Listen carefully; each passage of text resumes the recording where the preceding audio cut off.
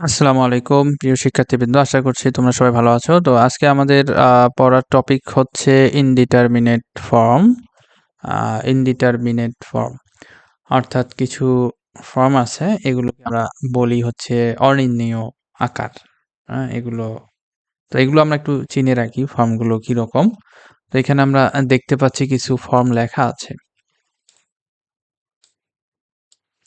মানে 0/0, infinity by infinity, 0 একটা dot, আসলে এটা গুণন, 0 গুণন ইনফিনিটি, অথবা infinity minus infinity, 0 to the power 0, infinity to the power 0, 1 to the power infinity. এগুলোকে বলা হয় হচ্ছে ইনডিটারমিনেট ফর্ম। আচ্ছা, যখন ইনডিটারমিনেট ফর্ম থাকে, হুম, এটা আসলে কখন ঘটে বা কিভাবে হয় আমি একটু আলোচনা করি। সাপোজ আমাদের একটা ফাংশন ধরলাম আমরা, y ইকুয়াল, সাপোজ আমাদের আছে g of x, f of x, এটা আমাদের ফাংশন। তো আমরা দেখলাম যে আসলে যখন আমরা x এর মান a বসাচ্ছি, তখন আসলে g of x ও 0 হয়ে যাচ্ছে। মানে g of x, যখন আমরা a বসাচ্ছি, x এর মান যখন a বসাচ্ছি, তখন এটাও 0 হয়ে যাচ্ছে, এটাও 0 হয়ে যাচ্ছে। তাহলে এটা আসলে কি হচ্ছে? ঠিক না? এটাকেই বলা হয় হচ্ছে যে পয়েন্টে আমাদের উপরে নিচে বা এইভাবে গুণ আকারে 0 আসতেছে, আর একটাতে ইনফিনিটি আসতেছে, অথবা উপরে ইনফিনিটি নিচে ইনফিনিটি, অথবা একটা ইনফিনিটি আর একটা ইনফিনিটি, দুইটার বিয়োগফল আসতেছে। এই ধরনের ফল, অথবা হচ্ছে কোনো একটা জায়গায় আমরা ইনফিনিটি পেলাম, তার পাওয়ার পেলাম হচ্ছে 0, মানে কোনো একটা পয়েন্টে কোনো একটা ফাংশনের ক্ষেত্রে। তো এগুলোকে আমরা বলি হচ্ছে ইনডিটারমিনেট ফর্ম। আচ্ছা, ইনডিটারমিনেট ফর্ম হইলে আমরা তো আসলে ওই পয়েন্টে আসলে ফাংশনের কোনো মান পাচ্ছি না, তো মানটা অনির্ণেয়। কিন্তু ওই পয়েন্টে কিন্তু লিমিট এক্সিস্ট করতে পারে, লিমিট এক্সিস্ট করতে পারে। অর্থাৎ এ পয়েন্টে ফাংশনের আসলে কোনো মান নাই, কিন্তু ফাংশনের মানটা অনির্ণেয়, কিন্তু ওই পয়েন্টে আসলে আমাদের লিমিটের মানটা এক্সিস্ট করতে পারে। তো এই লিমিটের মানটা এক্সিস্ট করতে পারে, ওই লিমিটের মানটাই আসলে আমাদের বের করতে হবে, যে যখন আমাদের এই অনির্ণেয় ফর্মগুলো আসবে তখন আমাদের লিমিটটা কত হবে সেটা আমরা বের করব। তো এটার জন্য আমাদের এই যে লোপিটাল রুল, এটাকে বলা হচ্ছে লোপিটাল রুল আছে আমাদের একটা, সেই রুল অ্যাপ্লাই করে আমরা এই লিমিটগুলা বের করব। যেমন ফার্স্টে আমরা আলোচনা করতেছি 0/0। সাপোজ কোনো একটা পয়েন্টে আমাদের 0 আসলো, উপরেও 0 নিচেও 0, তো সেই ক্ষেত্রে আমাদের ওই পয়েন্টে আমাদের লিমিটটা কত হবে সেইটা আমরা বের করতে চাচ্ছি। তো আমরা এখানে দেখলাম যে f of x এবং g of x দুইটা function, and a prime x আর g prime x be continuous.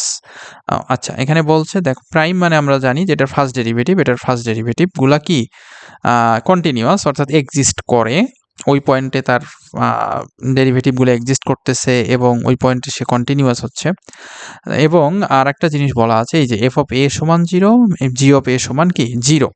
তবে সেই ক্ষেত্রে আমাদের লিমিটটা কত হচ্ছে আমরা একটু খেয়াল করি, দেখি যে বলতেছে যে limit x tends to a g of x by f of x, এটা লিমিটের মানটা কি হচ্ছে, লিমিটের মানটা হচ্ছে এগুলোর ডেরিভেটিভের যে লিমিটটা হচ্ছে সেই লিমিটের সমান, সেই লিমিটের সমান, অর্থাৎ মূল ফাংশনের যে লিমিট সেটা হবে কি মানে লব এবং হর, নিউমারেটর আর ডিনোমিনেটর, এই দুইটার যে ডেরিভেটিভ, সেই ডেরিভেটিভের যে লিমিটটা হবে সেই লিমিটের সমান। এবং আমরা এটা কিভাবে বের করব, যে এখানে ফাংশনের মধ্যে এটাকে বসাবো, এটাকে বসা, এটার লিমিটটা আসলে আমরা পেয়ে যাব।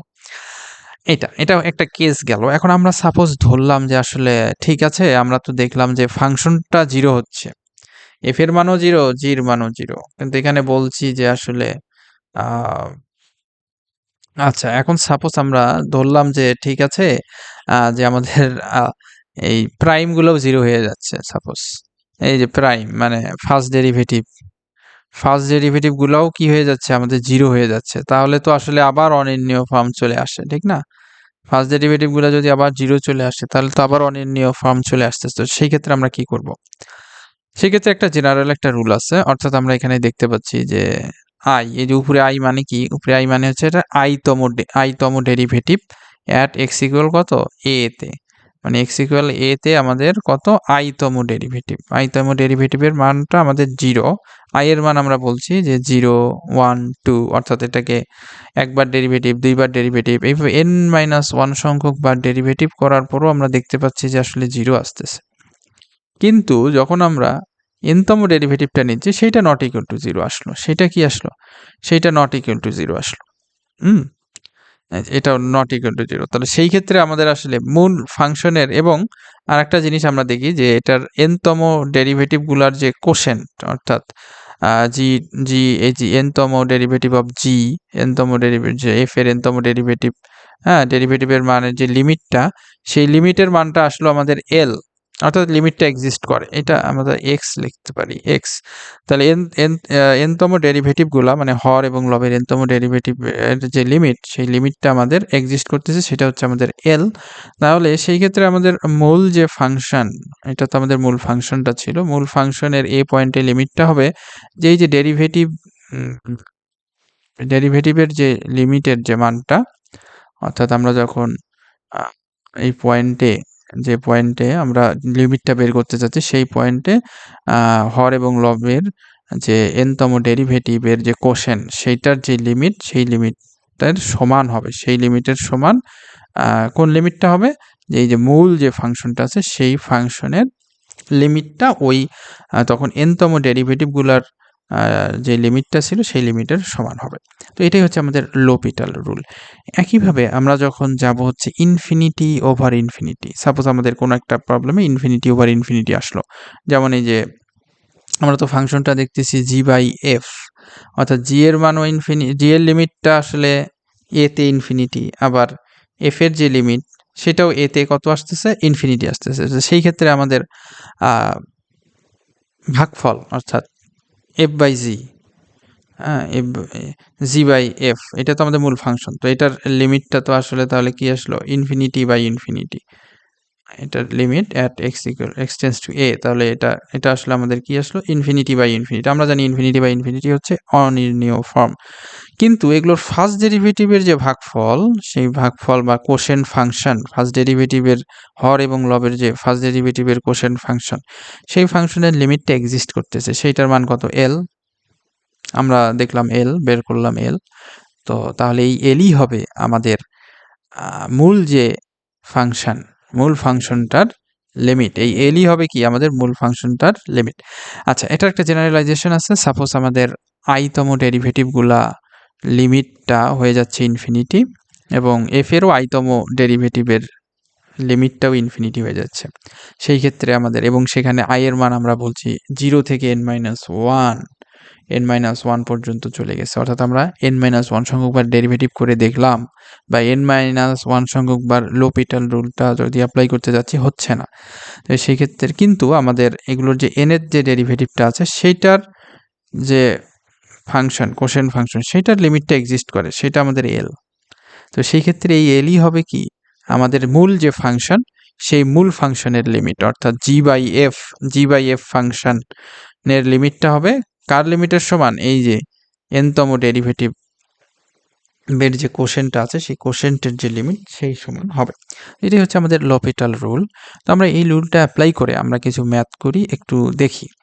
এখানে দেখা যাচ্ছে যে এখানে আমাদের sin 2x a আছে, একটা a sin x by x cube, বলছে এই লিমিটটা বের করো, লিমিটটা কত হবে সেটা বের করো, এবং এখানে একটা a নামে একটা কনস্ট্যান্ট আছে, সেই কনস্ট্যান্টের মানটা কত হবে সেটাও বের করতে বলছে।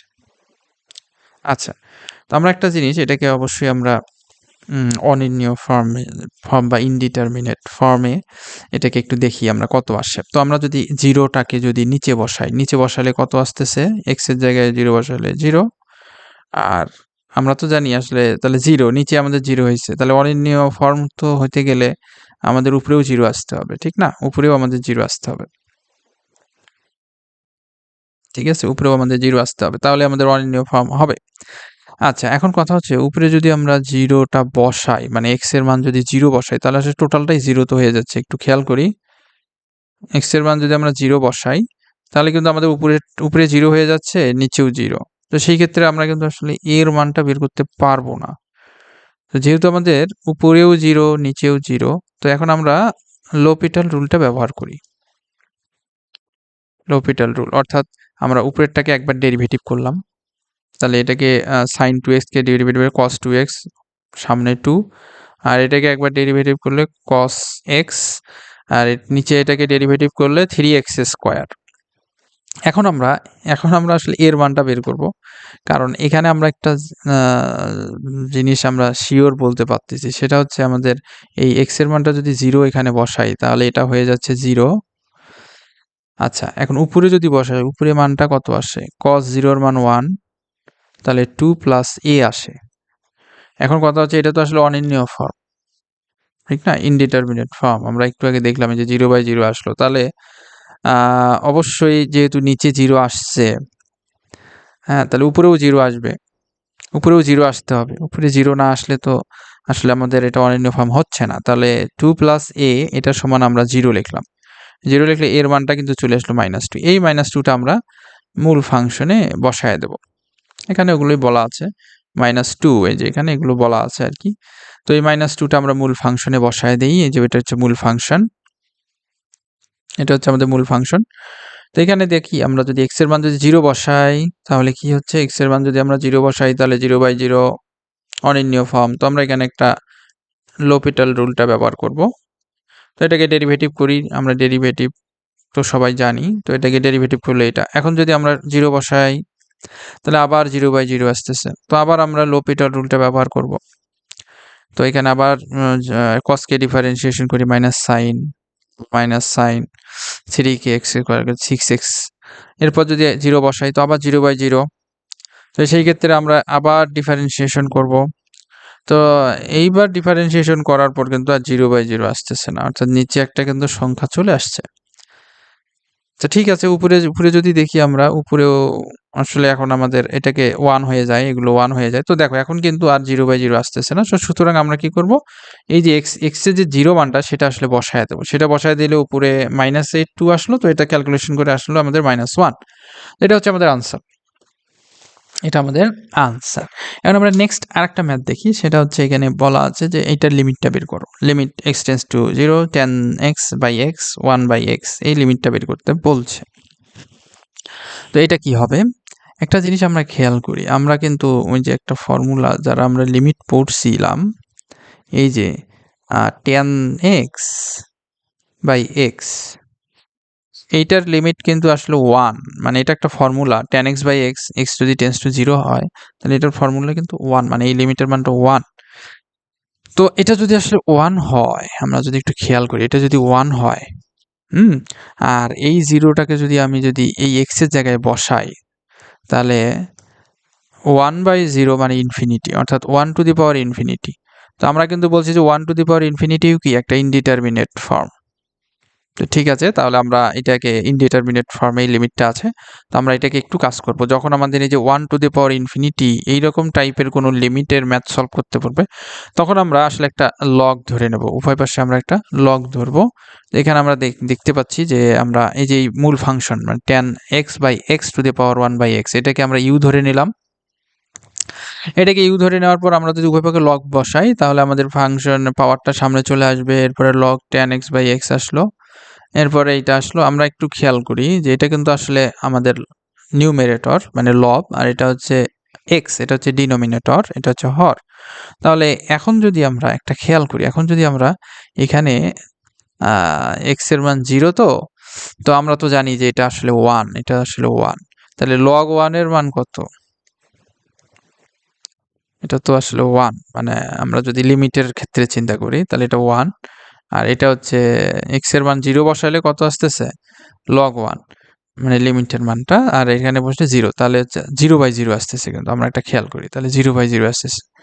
ঠিক আছে, তাহলে আমরা দেখতে পাচ্ছি যে এটা তো আমাদের log u, এটা হচ্ছে log u এর মান হচ্ছে যেইটা। তো আমরা বোথ সাইডে লিমিটটা নিলাম, বোথ সাইডে আমরা লিমিট অ্যাপ্লাই করলাম। এখন এই লিমিটে x এর মান যদি আমরা এখানে x টেন্ডস টু 0, এটা যদি আমরা লিমিটের ক্ষেত্রে কনসিডার করি তাহলে এটা উপরে আসে, এটা কিন্তু ডিভিশন, এটা কিন্তু নিচে আছে। তাহলে এইটুকের মান চলে আসবে আমাদের 0, আর এটার মান আসবে 0, অর্থাৎ আমাদের 0/0। তো আমাদের ইনডিটারমিনেট ফর্ম। তো আমরা এখন কি করব? আমরা এখন লোপিটাল রুল ব্যবহার করবো, অর্থাৎ উপরেও ডিফারেন্সিয়েশন, নিচেও ডিফারেন্সিয়েশন। তো আমরা আসলে উপরে আমাদের কি আসে, log tan x by x আছে। তো এটাকে যদি আমরা ডিফারেন্সিয়েশন করি তাহলে যা আছে সেটা নিচে চলে যায় না? তাহলে নিচে চলে গেলে যদি এটাকে আমরা উপরে নিয়ে আসি তাহলে কি হবে, এটা উল্টে যাবে, মানে x বাই tan x আসবে। আচ্ছা, এরপর আমরা এইটাকে আবার ডিফারেন্সিয়েশন করতে হবে। এটা হচ্ছে ইউ বাই ভি এর ফর্মুলা অ্যাপ্লাই করা হয়েছে, যে হর স্কোয়ার, হরকে বাইরে লিখে লবের ডিফারেন্সিয়েশন মাইনাস লবকে বাইরে রেখে হরের ডিফারেন্সিয়েশন। আর নিচে যদি আমরা এই এক্স কে ডিফারেন্সিয়েশন করি তাহলে কত আসবে, 1 আসবে। তো 1 আমরা বাদ দিলাম, 1 তো আসলে লেখা লাগবে না। তাহলে এখন এই অংশটাকে আমরা একটু কাজ করি, এটাকে আমরা একটু সুন্দরভাবে লিখি, মানে গুণটুন করি আর কি। মানে x square minus tan x, আর এখানে এক্স, হ্যাঁ এখানে হ্যাঁ ঠিক আছে।